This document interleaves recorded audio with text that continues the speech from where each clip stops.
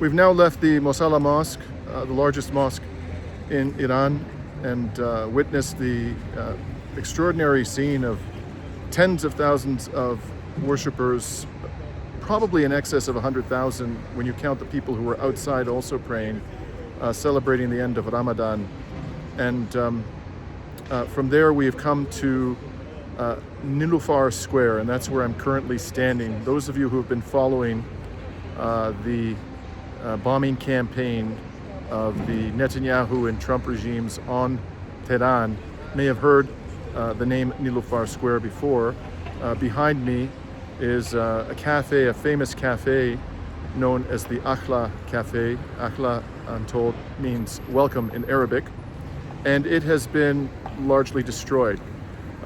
Don't know, and I would guess that it wasn't actually the target, because to my right and behind the camera that is recording this report is what remains of, I would say, a 4-story building. It has been completely and utterly demolished. You can see the metal frame of the building more or less standing, but pretty much everything else has been ripped to shreds and crushed under the weight of a massive explosion.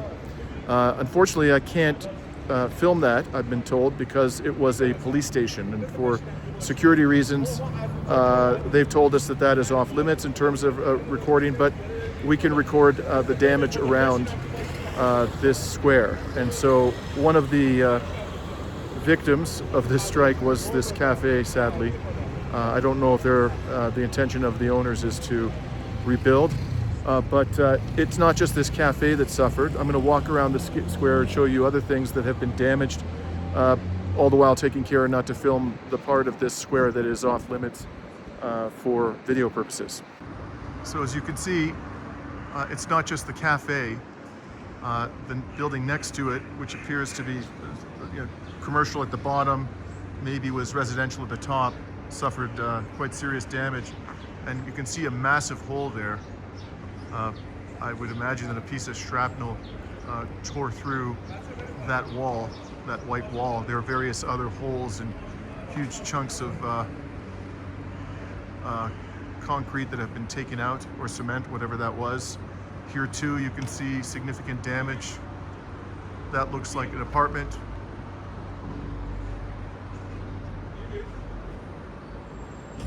You can see there are holes in this metal door that tore through, probably shrapnel.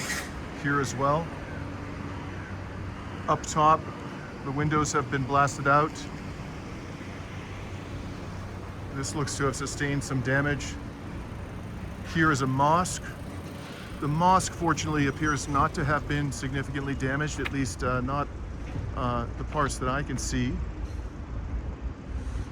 This building, however, was significantly damaged.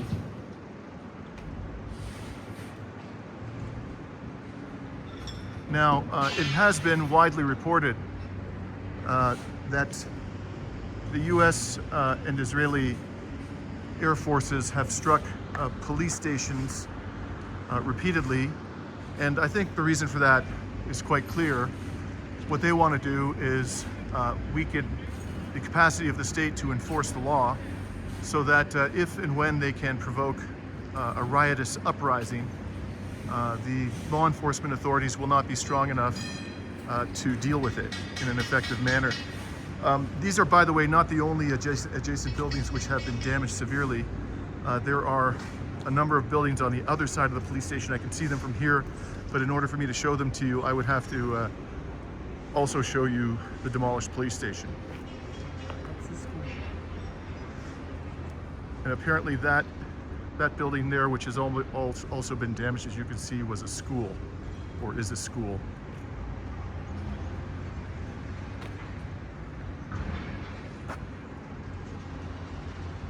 Now, we can also see that there has been damage to the windows of this mosque, and possibly the interior as well.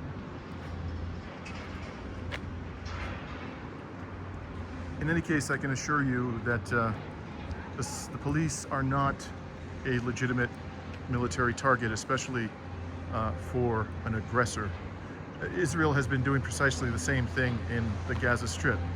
Of course, it has been murdering en masse not only the police officers of the Gaza Strip, but also their families.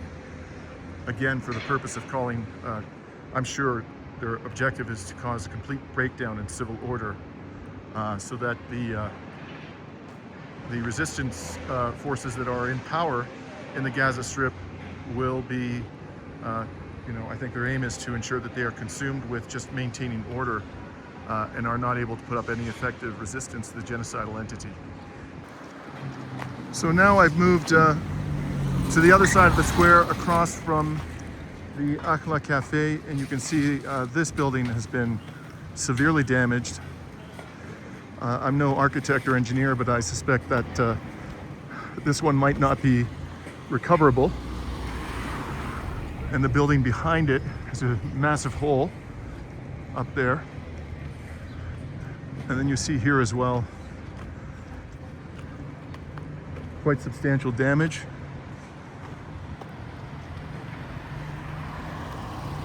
Even that building off there in the distance has suffered damage to the windows. And these buildings, I have the police station is immediately, what remains of the police station, I should say, is immediately behind me. So these buildings were very close to the police station, and it looks like they may not be recoverable either.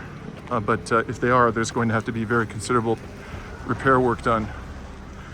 So basically this entire square has been hit hard by the US and Israeli objective of wiping out the Iranian police forces. Not for the purpose of ensuring human rights. If they gave a damn about that, they wouldn't be carrying out a genocide in Gaza as we speak. I think the clear objective here is regime change, weakening the ability of the existing government to remain in power. And here finally you can see what looks like a nice apartment, or what was a nice apartment.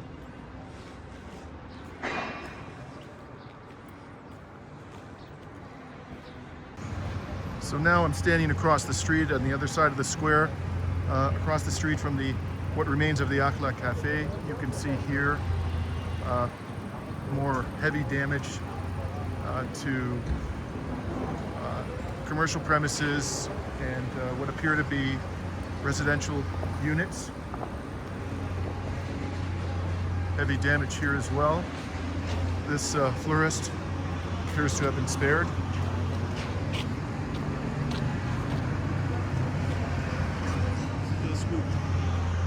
And there's another school over here.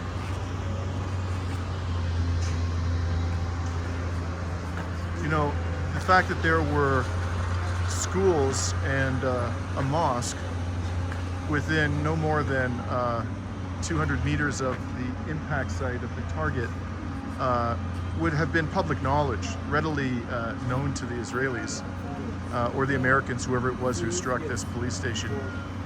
But clearly that didn't deter them from inflicting terrible damage on this neighborhood. So Reza, thank you for speaking with me. I understand that behind you there is a shop that you own, and also some units above them. Can you tell us what was here before this airstrike happened? Yeah, my father made this building 60 years ago. Okay, the ground floor is shop, bakery for the normal people. We made a bread for the people, residential area. But someone who doesn't understand the residential area bombing this building, and they didn't know that this is a residential, commercial, administrative area. Why they bombing the building like sort of this? Two ladies upstairs. Fortunately, they are alive. Were they injured? No, yeah, little bit. Little bit, 5 people working in the shop. Fortunately, some of them are okay. One of them is just injured. When you say shop, you're talking about the bakery? The shop. Your bakery? Bakery, my bakery. Right, okay. But alhamdulillah, most of them are very good now. That's great. And do you live in this area? Yes, my own house is 4 street down. I took my mother-in-law and sister-in-law there, and we try our best to make it as soon as possible, to make it active, like the, Right. because we have to provide the bread for the people. Right. The people are waiting for bread. Yes. Yeah. And so, where were you when it was struck?